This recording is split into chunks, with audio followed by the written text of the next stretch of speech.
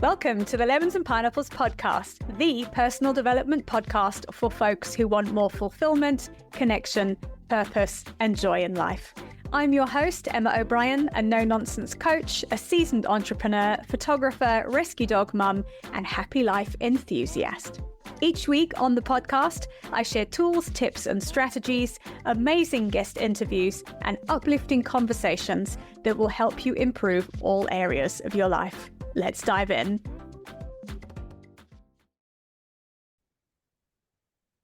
Hi folks, a very warm welcome to season 5, episode 14 of the Lemons and Pineapples podcast with me, Emma O'Brien. Today I'm going to be talking to you about a subject that's very close to my heart, and that is 5 signs you are a generational cycle breaker. Big boots to fill if you're one of those. And this is a person who has become very conscious of what their family system has normalized, which, when you look at it through the cold light of day, is actually quite dysfunctional.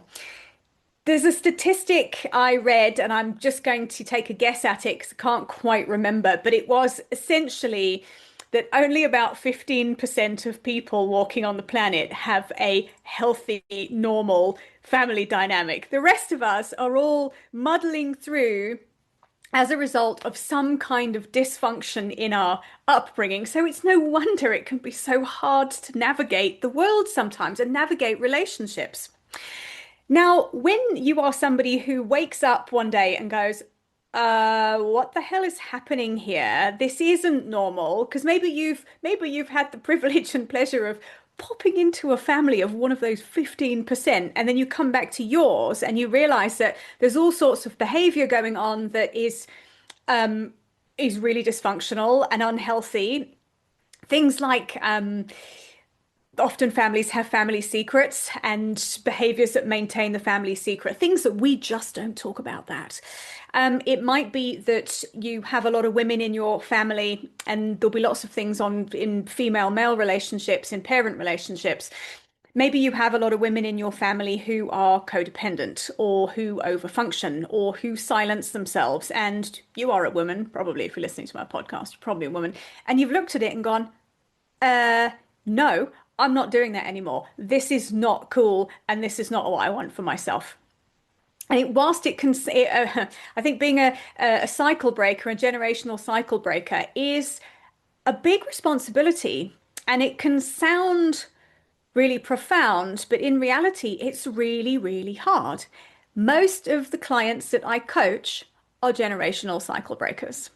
I had a conversation with one just this morning who said, I am so glad I have been doing this work with you, Emma, but it has been hard. It has made me face myself. I have had to look at things that it would have been easier to avoid. It has not been easy, but as a result of the work, I am much happier and I feel better. But it's hard work. It's really challenging work. We're challenging the status quo. You're often challenging systemic behaviors and patterns that have been coming down ancestral lines for a long time. You are maybe breaking out of the mold of not doing relationships like your parents do.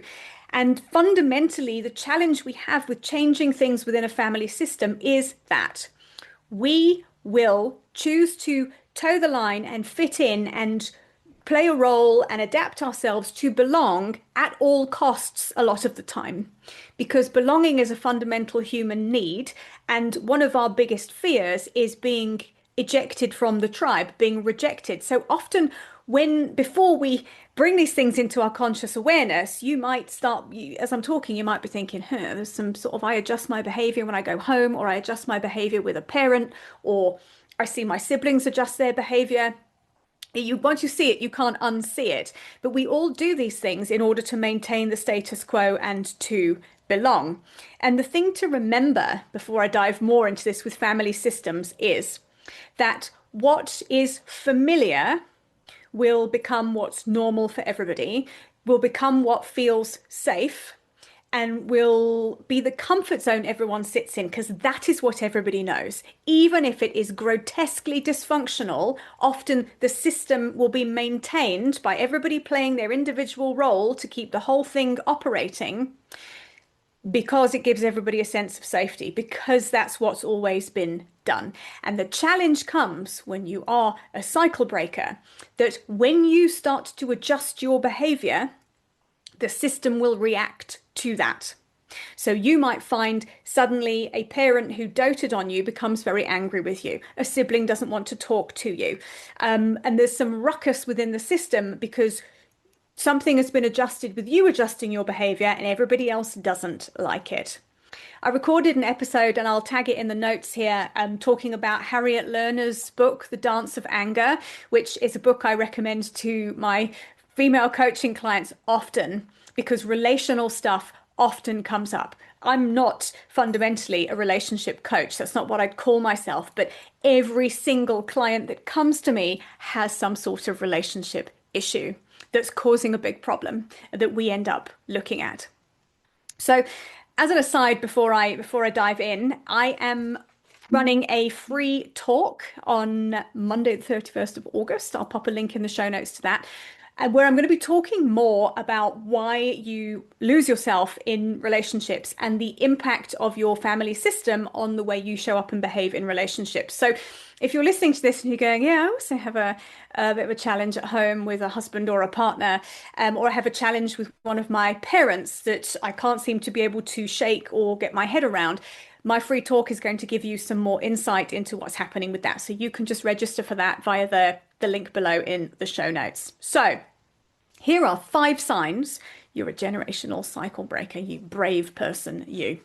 So number 1 is you question what your family considers normal. And this often happens. You might have some sort of epiphany. You might have been in therapy and then you're starting to see things more objectively. It's something that I have come to as a result of my family constellations work, my training, and also my own constellating that I have done. And constellating I've done for other people is I've started to really look at my own family system through a very systemic lens and starting to have a look at, I can see where some of the traits I have that are less than desirable, I see where they've come from. I see where I've learned them from. I see where they've probably been passed down. Because, like you, I am a generational cycle breaker. That is what I'm here doing. So you might have noticed things in your family like codependent behavior. That is, and codependency is, if you're okay, I'm okay. So you'll often have somebody who puts their own needs completely last, as long as everybody else is all right. So they seek their own validation and their own sense of self-worth from other people. It's often as a result of addictive behavior as well. So there is another great book called Healing Your Inner Child by Charles, I want to say Whitfield. And he talks about adult children of alcoholics and the pattern of codependency that can be set up with alcoholism. Also, same with workaholism. If you had a parent who was a workaholic and they were absent, there will be possibly side bits of codependency happening. Keeping family secrets. This is a big thing. We don't talk about that, or just anything. There'll be perhaps some conversational topics that are completely off limits. We can't go there. We're not going there. And there might be some sort of punishment if you were to push the point with that, with like being punished with silence or being punished with somebody's anger. Very, very interesting when you start to spot these. Things like not challenging one person in the system's bad behavior. So maybe you've got a sibling or a parent who can get very angry very quickly and nobody challenges it. But what happens is everybody avoids whatever they think will trigger them to become angry. Or if they become angry, everybody gets back on, silences themselves, treads on eggshells, and everybody backs down in order to be able to soothe the situation. And then the person who has the anger problem knows, if I just raise my voice, this is the end of what's happening here. So it's all these dynamics at play that are actually really awful when you start to look at them. But often they're things we've grown up with and they've become our normal. And then we go and recreate them in our own personal lives and then get fed up. And then we start to do this work. Not speaking up when you're unhappy. So not speaking your truth, not voicing a need, not saying I'm not okay with that, and just going along with things because that's what we do. We don't challenge that. We this is what we do. And these things, they seem normal, but it's actually on the face of it, it's very, very destructive behavior to be surrounded by. And it's often, it's family systems will have particular flavors to things that they do and don't do.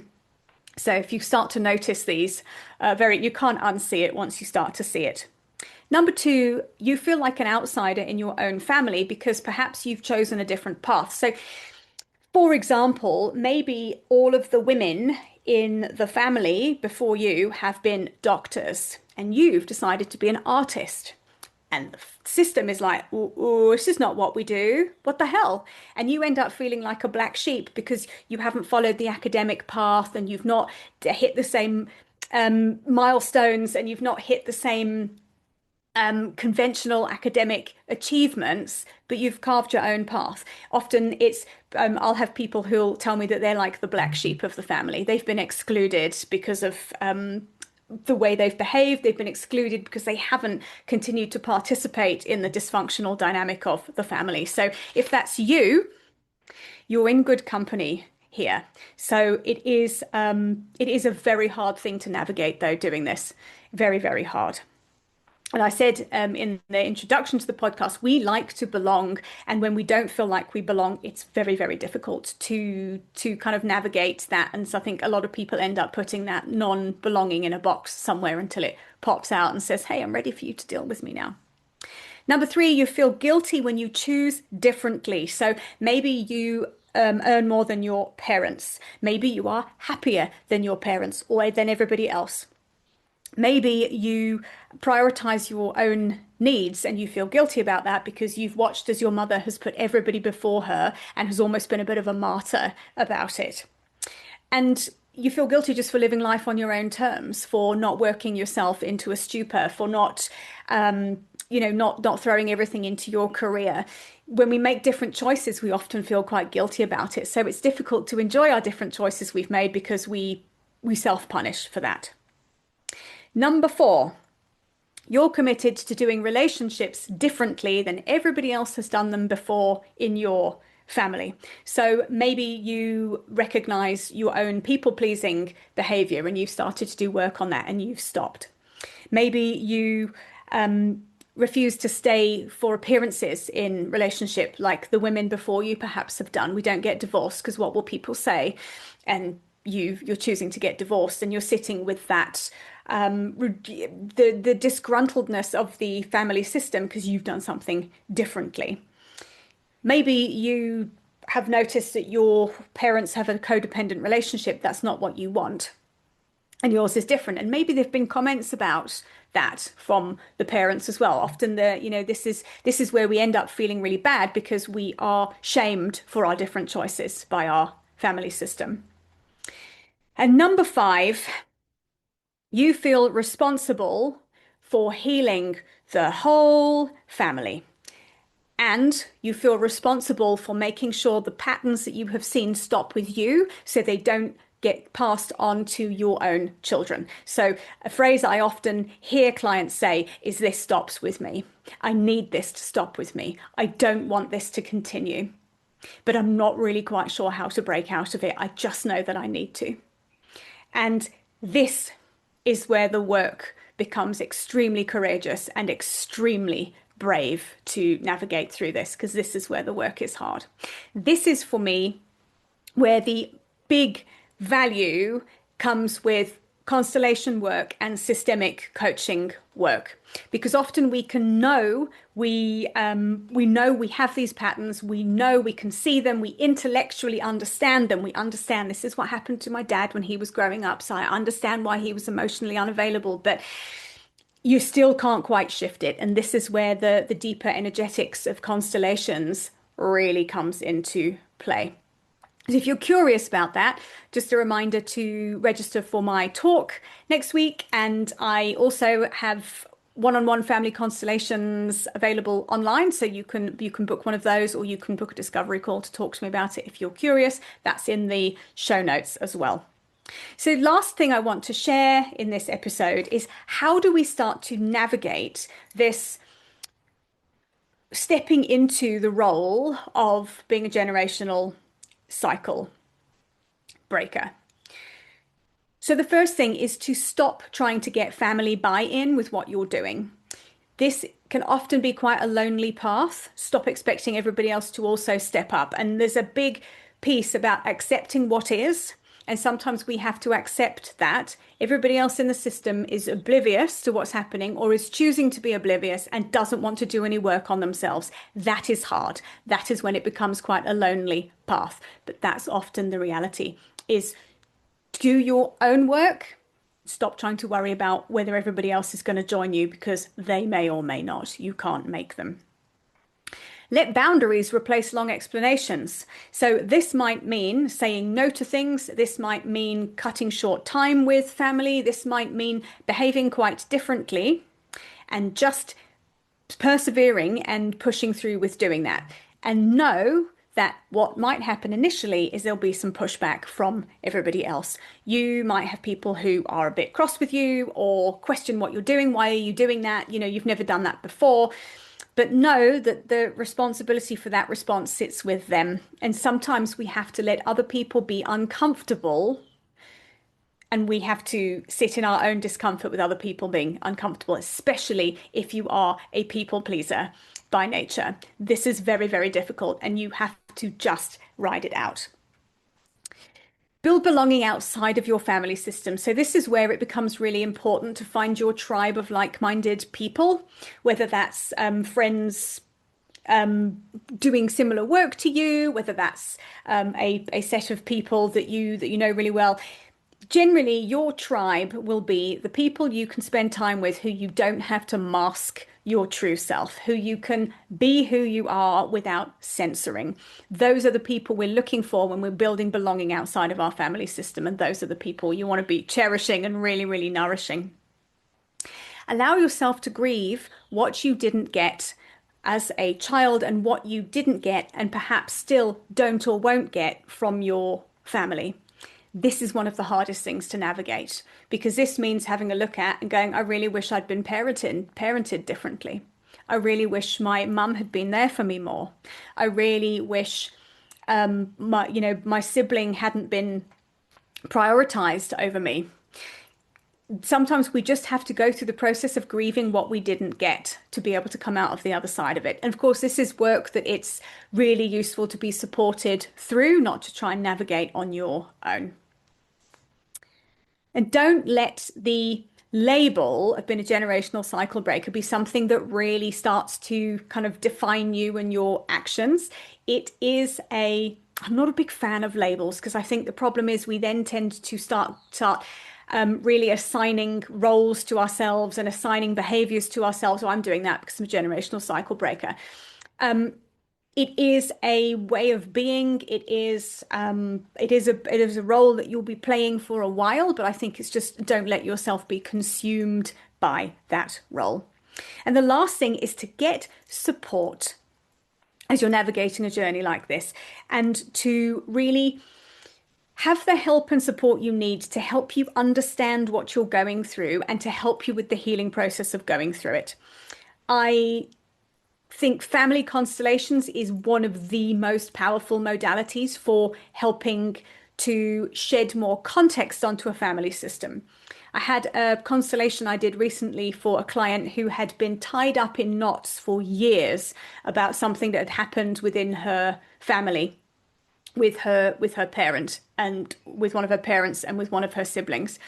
And we did a constellation which just gave her an extra couple of bits of context and enabled her to shift her perspective a little bit from this was all directed at me and I've been completely rejected to this wasn't all about me. There was stuff going on for my parent and my sibling that I hadn't quite realized. And in realizing what was going on for them, I realized it wasn't all directed at me. And she was able to access a compassion for them, which is really important. And most importantly, she was able to access some compassion for herself and able to see herself in a different light and to feel better and lighter and happier as a result. And that really is that's the goal of the work that I'm doing.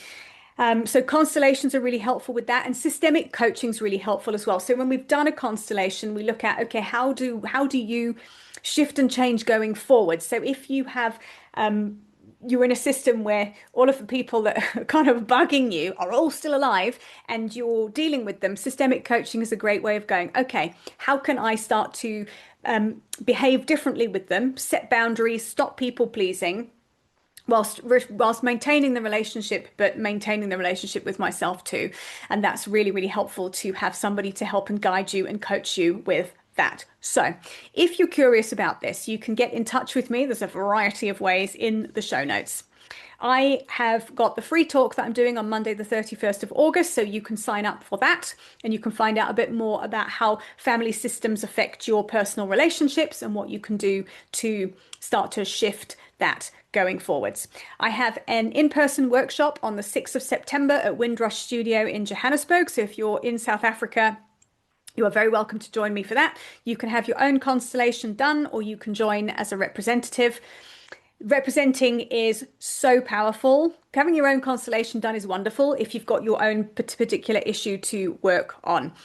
Representing means that you represent for other people's constellations, but you will get some snippets of information and perspective and insight from that that will make you look at things that have happened and you'll go, oh, I get it now. So representing is incredibly powerful too.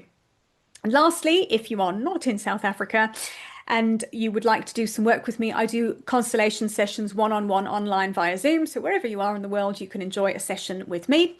You can book one of those via the link in the show notes here. Or if you would like to just chat to me before doing anything, you are welcome to book a free discovery call. The link is also in here, or you can reach out to me on Instagram. It's at Emma O'Brien Coach. So thank you for being with me today. And I'm really enjoying being able to share this work. If you track back to the last couple of podcast episodes, I've talked about constellations. I've talked a little bit more about hidden loyalties. So those two will also give you some extra context for what a constellation actually is if you are brand new to this work. All right, folks, thank you for being here. I will see you again soon. Bye for now. Thank you for listening to today's episode. If you've enjoyed it, please leave me a 5-star rating and a review, and make sure you share this episode with a friend who you know will also enjoy it. I'd love to connect with you on Instagram. Please drop me a DM and say hi at Emma O'Brien Coach. And for more information about coaching with me, please head to my website, which is emmaobrien.coach.com.